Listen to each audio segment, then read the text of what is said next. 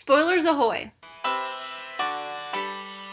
Hey, I'm Amy and welcome back. After the part 2 or season 2, whatever they're calling the second season of The Chilling Adventures of Sabrina, season 3 of Stranger Things has been my most anticipated TV show coming back in 2019. I am obsessed with both of those shows, so of course I had to do a review for it. And if you want to see me change out this amazing 11 at the beginning of this season look to this, there is a video going up on my Patreon tomorrow. Definitely check that out. There's a link up there somewhere probably. But let's get started on this Stranger Things review. Season 3, there will be spoilers ahoy. And before I actually really get into that, I will let you know that I will probably be, yeah, look at this. This blood is not supposed to be doing this. So anyways, I actually wanted to talk a little bit about the fun experience that I had today. I went to the Scoops Ahoy pop-up shop in Burbank, California, and it was so awesome. It is this super fun pop-up shop that Baskin-Robbins did, and it looks exactly like the Scoops Ahoy shop in the mall. You can get any Baskin-Robbins flavor that they have, but they also have 3 Stranger Things related flavors, and I got 11's Heaven and the USS Butterscotch. I mean, of course, you can't go to Scoops Ahoy and not get Steve's favorite ice cream, and it was so delicious. I'm pretty sure they have them at any Baskin-Robbins flavor in the US. Not sponsored, seriously, but if Baskin-Robbins, if you want to sponsor me with any of this Stranger Things stuff, I am here for it. I love the ice cream. I probably will be going back to any Baskin-Robbins. There's one right by my apartment. I'll probably be going back to that to get some more of that USS Butterscotch. Like, I might get the entire pint that you can get. So good. But anyways, let's talk a little bit about Stranger Things Season 3. This, by far, was my favorite season. They just keep getting better and better. And I think the reason that this is my favorite season so far is because with the last 2 seasons, there has been at least one episode I feel like that doesn't necessarily need to be there. It's like a filler episode, especially that one episode in Season 2 where 11 runs away.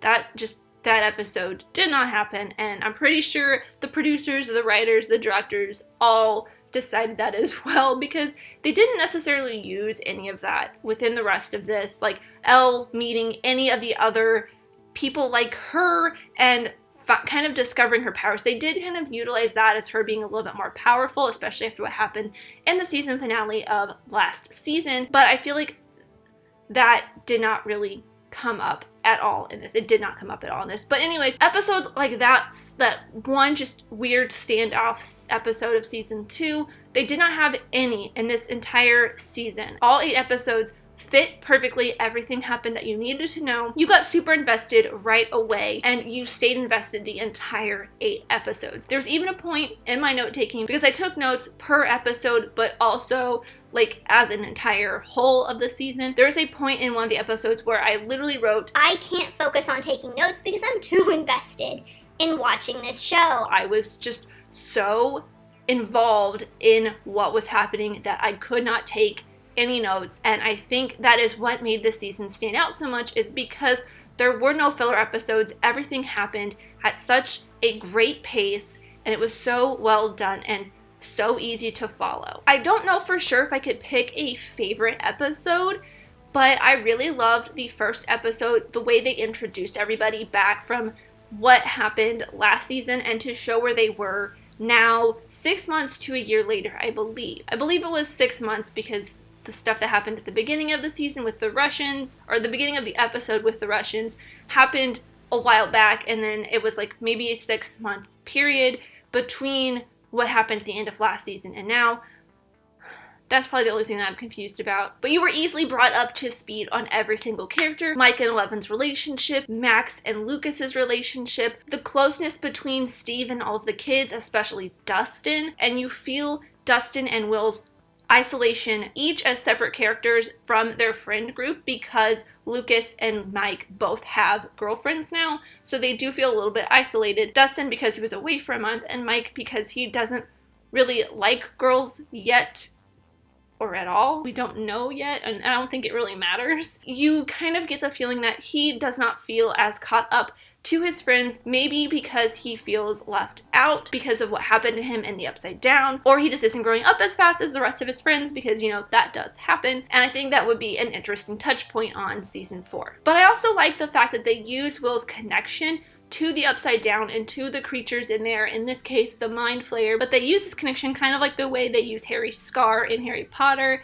for Harry to sense where Voldemort is. They use this connection for Will to sense when the Mind Flayer is coming or when he has been activated within any of his hosts. And of course I have to talk about Nancy and the newspaper, especially in episode 1, where she really wants to prove herself as more than this coffee girl intern, where she wants to be noticed and understood in this room of just very, very jerky guys. The type of guy that you would expect to be in a newspaper room in the 80s.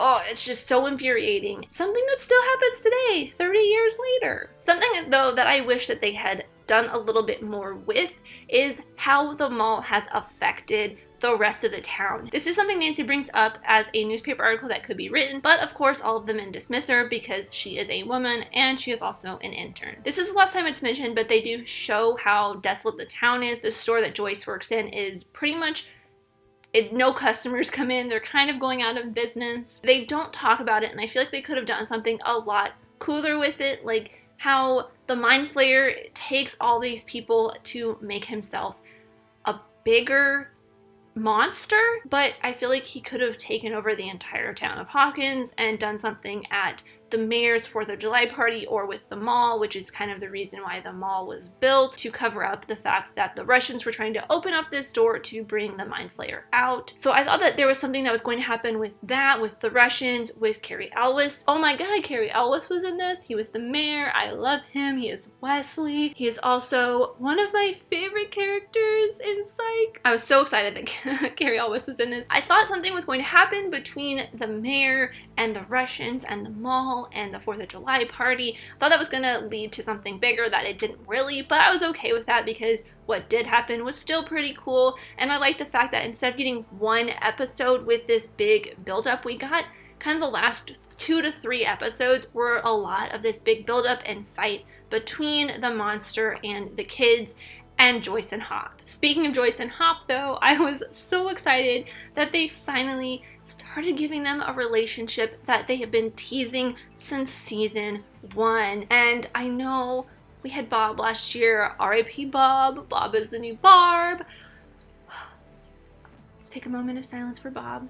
And I know Joyce had this like perfect life envisioned with Bob and the kids, but Murray does say something like in the car when Hop and Joyce are fighting, and he tells them that they really just need to, you know, kiss and get it over with kind of thing, in so many words as Murray can put. He says something about the fact that Joyce had always pictured this perfect life with this perfect person that she could have had with Bob, but of course that didn't happen, and that she really just wants to know what it's like with Hopper. Something could have happened, but of course the last 20 minutes of season 3. We're in season 3, not season 4 yet. I want season 4 now. But oh my god, those last like 20 minutes are so heartbreaking. I cried, and I'm starting to get a little bit emotional just thinking about what they did to Captain Hopper. Chief Hopper's not a captain, he's a chief. Get your facts straight. But along with their relationship, there are so many romantic relationships in this, and I absolutely loved that. It just made this feel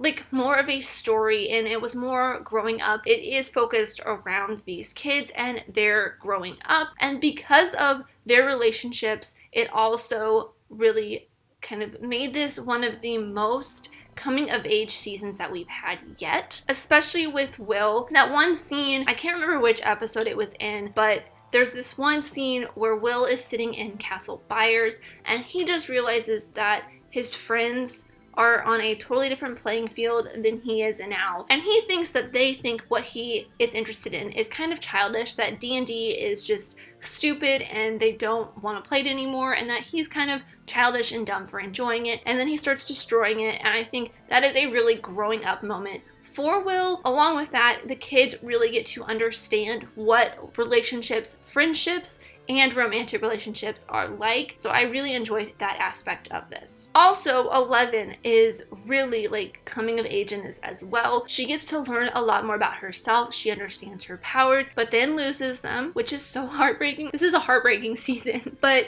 she also gets to learn about freedom and breaking the rules and finding her own style and learning about boys and love and being a real teenager, helped along by Max. And I thought that was so beautiful. All these relationships and coming of age aspects within this season did give it more of a drama feel of a season than the sci-fi that the last 2 seasons have been, which I wasn't like super stoked on that, but because I love this and I love the characters so much, I overlooked that and I really got hooked on everything that was happening. And finally, before I wrap this all up, I want to talk about my absolute favorite part of this is the last episode and the fact that Elle loses her powers when she takes that little piece of the mind flayer out of her leg, and that it's really up to all of her friends to help save her and save Hawkins like they did before, but Elle was really the person who made it all happen. She was the powerful one, the one that pushed the mind flayer back into the door and closed it and sealed it back up. And she also killed the Demogorgon in the first season. But in this one, it really was up to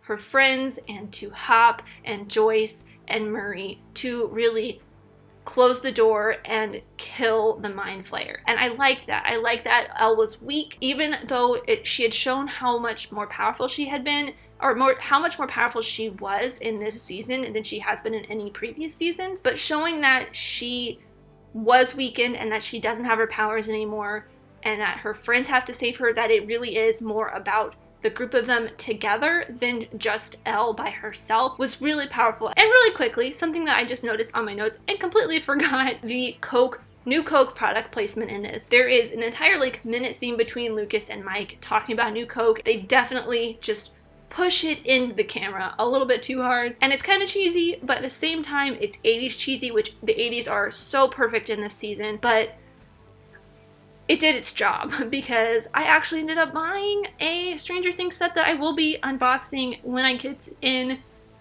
next week sometime. So look out for that. New Coke is actually really good. It does taste a little bit like Pepsi. But let me know your thoughts on season 3 in the comments down below. Which season has been your favorite so far? I cannot wait to add it to my little collection up here because, you know, got my little Indiana Home Stranger Things collection. But thank you guys so much for watching. I really truly do appreciate you, whoever you are. Let me know who you are in the comments down below. If you enjoyed this, leave a like and subscribe if you're new, because I have talking links, movies, TV shows, filmmaking, mystery, all that fun stuff. And I'll see you next time. Bye!